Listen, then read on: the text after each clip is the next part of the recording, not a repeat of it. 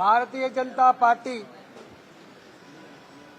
Telangana party విభాగం కావచ్చు, మా పార్లమెంట్ సభ్యులు కావచ్చు, మా శాసనసభ్యులు కావచ్చు, హైదరాబాద్ సెంట్రల్ యూనివర్సిటీ భూమి ఇంచు భూమి కూడా ఎవడు అమ్ముకోవడానికి వీల్లేదనేదే మా పోరాటం.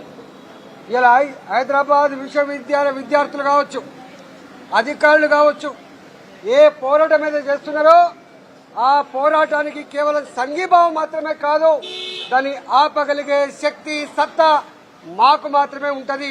తప్పకుండా దాన్ని ఆపి తీరుతామని చెప్పి హెచ్చరిస్తా ఉన్నాం. ఈరోజు ఏ సుప్రీంకోర్టు అయితే కమిటీని నియమించి ఇక్కడికి వచ్చిందో వాళ్ళు చాలా క్లియర్ గా ప్రతి పాయింట్ కూడా చెప్పినాం.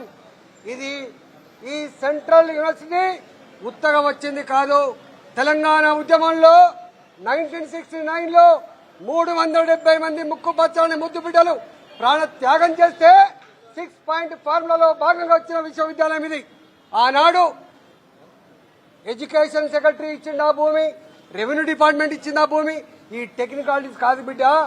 ఈ ఆనాడు 2385 ఎకరాల భూమి ఆనాడు ప్రభుత్వ పరంగా కేంద్ర ప్రభుత్వ సంస్థ అయినటువంటి హైదరాబాద్ విశ్వవిద్యాలయానికి ఇచ్చిన భూమి.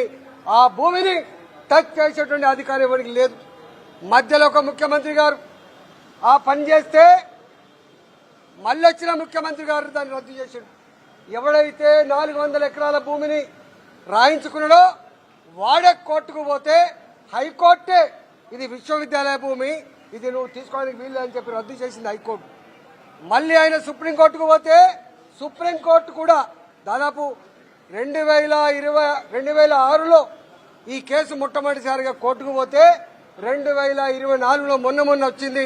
రేవంత్ రెడ్డి అంటున్నాడు నేను కొట్లాడినని. నువ్వు ఎప్పుడున్నావు బాబు? 2006లో నీవున్నావా?